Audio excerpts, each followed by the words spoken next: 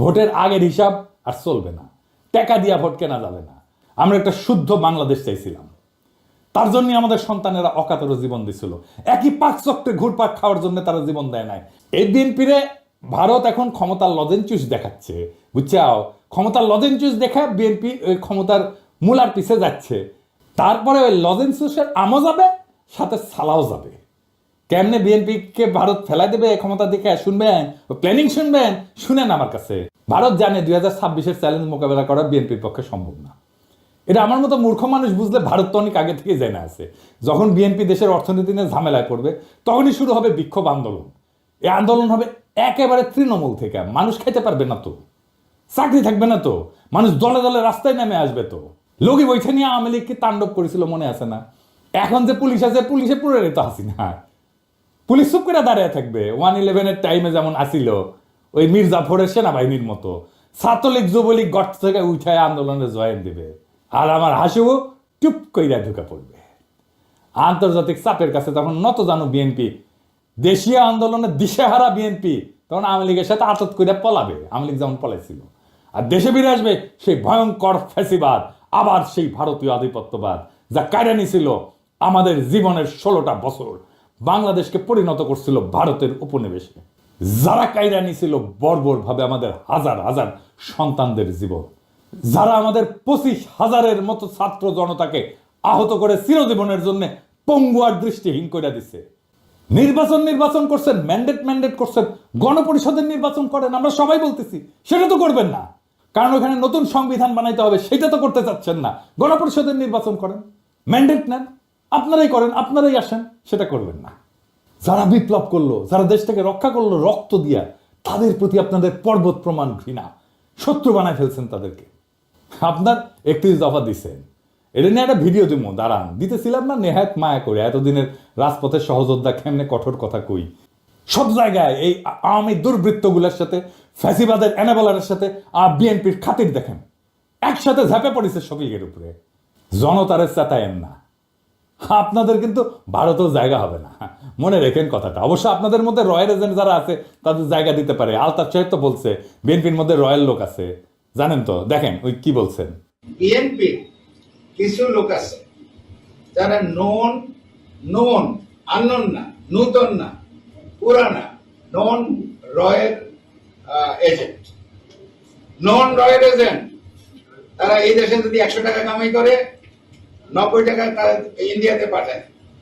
এই এজেন্টের একাধিক এজেন্টের নাম আমি বলতে পারি। আমি তো ঢাকায় থাকি, পটুয়াখালীও থাকি, কলকাতায় সল্টলেকে বাড়ি আছে, সোনার দোকান আছে, হোশিয়ারি আছে, তারপরে পেট্রোল পাম্প আছে, তারপরে এটাকে কি বলে, এই যে কমিউনিটি সেন্টার আছে। বাসায় গেলে পরে আপনি বাংলাদেশি পাসপোর্ট পাবেন, আপনি ইন্ডিয়ান পাসপোর্ট পাবেন, আপনি কানাডিয়ান পাসপোর্ট পাবেন। তো প্রমাণের থেকে অসুবিধা আছে নাকি? বিএনপির একজন শীর্ষ নেতা এই কথা বলছে, আমি বলি নাই। বিএনপির কোনো জবাব আছে? এবার আসেন আলাপ করি 2026-এর বিপর্যয় থেকে বাংলাদেশকে রক্ষার উপায় কি। এই বিপর্যয় থেকে রক্ষার একমাত্র উপায় হইল প্রফেসর ইউনূসের মতো একজন সরকার প্রধান, যিনি বৈশ্বিকভাবে সমাদৃত। এখন নির্বাচন দিলে দেশের অর্থনীতির উপর অতিরিক্ত চাপ আসবে। আওয়ামী লীগের চুরি করা টাকা ফেরতেই না, যেন আর কেউ দেশকে বাপের সম্পত্তি ভাবতে না পারে, সেই ব্যবস্থা করতে হবে। মনে হয় এখানেও বিএনপির আপদ। আওয়ামী লীগের হাতে কত হাজার কোটি টাকা আছে জানেন? নির্বাচন আসলে ওই টাকা মাঠে আসবে, তখন মাঠে আসবে প্রার্থী কেনার জন্য, ভোট কেনার জন্য। 2026-এর চ্যালেঞ্জ মোকাবেলার জন্য প্রফেসর ইউনূস অনেক দক্ষ টেকনিক্যাল এক্সপার্ট নিয়ে আসছে। রিভার্স ব্রেন ড্রেনের মাধ্যমে আরো লোক আনার কাজ চলতেছে। এদেরকে দেশ পুনর্গঠনের সুযোগ দিতে হবে। আপনারা জানেন কত স্কলার ফিরে আসছে সরকারের সাথে কাজ করার জন্য। সোয়াসের মুস্তাক ভাই আসছে, ইকোনমিস্ট আনিস ভাই আসছে, বিদায় আশিক আসছে, খলিল ভাই আসছে, আরো কত নাম কমো, প্রত্যেকে কাজ করতেছে এই ধ্বংস হয়ে যাওয়া দেশটাকে আবার ঠিকঠাক করতে।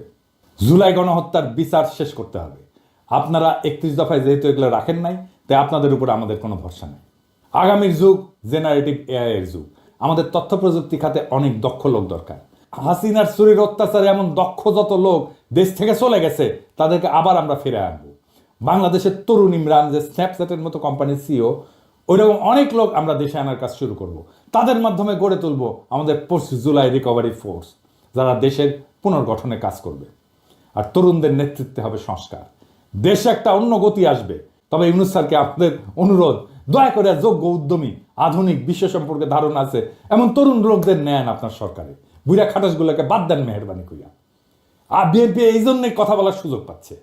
বিএনপি নেতাদের জন্য আমার একটাই মেসেজ, আমি যে চ্যালেঞ্জগুলোর কথা বলছি, সংস্কারের কথা বলছি, 31 দফায় জুলাই অভ্যুত্থানের কথা না থাকার কথা বলছি, এগুলোর উত্তর দিয়ে দয়া করে নির্বাচনের কথা বলবেন। সক্ষমতা না দেখা আমরা আর কাউকে ভোট দিব না। কিভাবে আপনারা সরকার চালাবেন, কিভাবে মানুষকে অর্থনৈতিক মুক্তি দিবেন, কিভাবে উন্নয়নশীল দেশের চ্যালেঞ্জ মোকাবেলা করবেন, কিভাবে জুলাইয়ের আহত আর শহীদদের সম্মান জানাবেন, তা পূর্ণ রূপরেখা আকারে প্রকাশ করেন। জাতির কাছে আপনাদের প্রতিশ্রুতি দেন, আমরা তখন বিবেচনা করব আপনারা নির্বাচন করার যোগ্য হইছেন নাকি হন নাই। তার আগে নির্বাচন করলে আমাদের প্রতিবাদ চলবে। আর আমরা কিন্তু না যাই না কথা বলি না, তথ্য প্রমাণ নিয়ে কথা বলি। আমরা যদি কথা বলা শুরু করি, আমাদের বিরোধী বানায়েন না, আমাদের শত্রু বানায়েন না, আপনাদেরই ক্ষতি। জনগণ আর মার্কা দেখা ভোট দেবে না, মানুষকে বলদ ভাইবেন না। জনগণ ভোট দেবে যোগ্য এবং দক্ষ প্রার্থীকে। ভোটের আগের হিসাব আর চলবে না, টাকা দিয়া ভোট কেনা যাবে না। আপনাকে আপনার দলের অবস্থা একটু বলি, হ্যাঁ, কিছু মনে করিবেন না, পার্সোনালি নিয়েন না, কারণ এগুলো কেউ বলবে না, এই বান্দাই বলবে একমাত্র। আপনাদেরকে আমি আমার বগুড়ার আপনাদের দলের একটা চিত্র দিই। আমি এইভাবে এই লেভেলে যাই না, কিন্তু বগুড়া তো আমার জন্মভূমি, আমার নারী পোতা আছে। আর বগুড়া হইতেছে সেই বগুড়া, যেই বগুড়া বিএনপির পূর্ণভূমি, জিয়াউর রহমানের জন্মস্থান। তো বগুড়া তো বিএনপির জন্য পূর্ণভূমি হওয়ার কথা, তাই না? এখানে মডেল বিএনপি থাকবে, এখানে বিএনপির জেলা কমিটি হবে, একটা মডেল কমিটি, যা সারা বাংলাদেশের মানুষ দেখবে আর বলবে ওয়াও কি চমৎকার কমিটি, কি সুন্দর কমিটি। এইখানে তো বিএনপির কিছু দরকার নাই, এখানে তো এমনি মানুষ বিএনপি করে রে ভাই। এইখানে তো বিএনপির মাস্তান পালার দরকার নাই, এখানে তো ম্যানেজ করার দরকার নাই, এখানে তো মাফিয়া পালার দরকার নাই, এমনি বগুড়ার মানুষ বিএনপি করে। বগুড়া মানুষের নিঃশ্বাসে বিএনপি। এইখানে আপনি নেতা কি দিচ্ছেন আমরা দেখি, হ্যাঁ, নেতা কি দিচ্ছেন? রেজাউল করিম বাদশা বগুড়া জেলা বিএনপির বর্তমান সভাপতি, সাবেক বগুড়া পৌরসভার মেয়র। বাদশার ছোট ভাই আছে কয়েকজন। 1 নম্বর হইতেছে টোকন, মোহন, খোকন, নয়ন, জয় এবং দীপন। আমরা একে একে প্রত্যেকের আমলনামা দেখি। টোকন সাবেক 2 বারের প্রেস ক্লাবের সভাপতি, একবার বগুড়ায় এমপি ইলেকশন করছে আওয়ামী লীগের মনোনীত প্রার্থী হিসেবে। কিছুদিন আগে বিভিন্ন জনের কাছ থেকে টাকা চাঁদা টাদা নিয়ে সংসার চালাইতো। টোকনের এক ছেলে খুনি এবং চাঁদাবাজ, মার্শাল্লাহ। 2 নম্বর মোহন, বগুড়া জেলা আওয়ামী লীগের সাবেক সহসভাপতি, বগুড়ায় প্রায় 40টা খুনের সাথে পরোক্ষ এবং প্রত্যক্ষভাবে জড়িত। খুনি, চাঁদাবাজ, দখলবাজ এবং নেশাখোর। বগুড়ায় যে কত বাড়ি সম্পদ দখল করছে তার ইয়ত্তা নেই। কোটি কোটি অবৈধ টাকার মালিক। যুবলীগের লিটন পোদ্দার, আলহাজ, মুস্তাকিম, মতিন, আদিল, করিম, এরকম অসংখ্য খুনির গডফাদার। ওর মেয়ের জামাইও খুনি, মেয়ের জামাই পলাতক আছে মালয়েশিয়া। মোহন পলাতক, ইন্ডিয়া থাকে, ইন্ডিয়াতে আবার বাড়িও আছে মার্শাল্লাহ। 3 নম্বর খোকন, দিনরাত নেশা করে, ফেন্সিডিল, গাঁজা, আফিম সবই খায়, আবার মাঝে মাঝে তাবলিগও করে, কি একটা অবস্থা। 4 নম্বর নয়ন, 3 বারে বগুড়া প্রেস ক্লাবের সভাপতি, মার্শাল্লাহ, লেখাপড়ায় খুবই ভালো, শুধু এইচএসসি পাস, এর উপরে আর পাস দিতে পারেনি, বর্তমানে পলাতক। 5 নম্বর জয়, শহর যুবলীগের সভাপতি, হিরোইন কোর, রাত হইলে বাসা ফেরার জন্য রাস্তা দিয়ে হাঁটতে পারে না, এমনই দুলে, সে দেওয়াল ধরে ধরে রাত হইলে হাঁটে। আমার কথা না, বগুড়ার মানুষের কথাই শুনে। দীপন 6 নম্বর, ফেন্সিডিল খোর, ফেন্সিডিল বিক্রেতার কাছ থেকে মোহনের ভাই হিসেবে ফ্রি ফেন্সিডিল পায়। বগুড়ার মানুষ এই দুর্বৃত্ত পরিবারের কাছে জিম্মি। 1 ভাই বিএনপি, 1 ভাই আওয়ামী লীগ, 1 ভাই যুবলীগ, 2 ভাই হাসিনার চাটুকার সাংবাদিক। এদের বাপের নাম আলম দারোগা। এ কিন্তু বগুড়ার স্থায়ী বাসিন্দাও না, এই আলম দারোগা বরিশালের মানুষ। সিপাহী থেকে দারোগা হয়েছে, বগুড়ায় রিটায়ার করছে। রিটায়ারের পরে নোট বইয়ের ব্যবসা করতো। বাদশাহ মোহনও নোট বইয়ের ব্যবসা করতো। ভাই এই লোকের বগুড়ার প্রতি বিন্দু মাত্র কমিটমেন্ট আছে? বগুড়ায় জাহান নামে যা কর কিছু যায় আসে, তো বগুড়ার লোকই না রে ভাই। এই বাদশাহ 5ই আগস্টে বহু আওয়ামী লীগ যুবলীগ নেতার কাছ থেকে টাকা নিয়ে তাদের সম্পদকে রক্ষা করছে, তাদেরকে রক্ষা করছে। বিশেষ করে আলহাজের কাছ থেকে নাকি 1 কোটি টাকা নিছে, যে ওর বাসায় আগুন ধরে গেছিল, ওই আগুন লাগানোর চেষ্টা করছিল, আবার ওই 1 কোটি টাকা নিয়ে আগুন লাগায় নেই আর কি। বিএনপির নতুন নেতা দেয়। এই লোক বিএনপির নেতা থাকলে বিএনপিকে আমাদের বলতে হবে কেন এই লোক বিএনপির জন্য বগুড়াতে অপরিহার্য। মানে একই পরিবার বিএনপি আওয়ামী লীগ ভাগ হইয়া সারা শহরে রাহাজানি করবে, আর জনগণ মুখ বুঝে সহ্য করবে? হ্যাঁ, এত বোকা ভাবেন বগুড়ার লোককে? এই পরিবারের কাছ থেকে বগুড়ার মানুষকে রক্ষা করতে হবে। জানি না বিএনপির কাছে এই দুর্বৃত্ত পরিবার কেন এত পছন্দের। এই লোক বগুড়ার নেতৃত্ব দেবে, এর নেতৃত্ব বগুড়ার মানুষকে মাইনা নিতে হবে। এত তুচ্ছ ভাবেন বগুড়ার মানুষকে? যেই মাটিতে জিয়া জন্ম নেয় সেই মাটিতে এই দুর্বৃত্ত পরিবারের হাতে জিয়ার আদর্শ বয়ে নেওয়ার ভার কেমনে দেন ভাই? আর মানুষ পান নাই নাকি? এর সাথে ভালো মানুষ নাই আপনাদের বিএনপিতে? আমরা একটা শুদ্ধ বাংলাদেশ চাইছিলাম।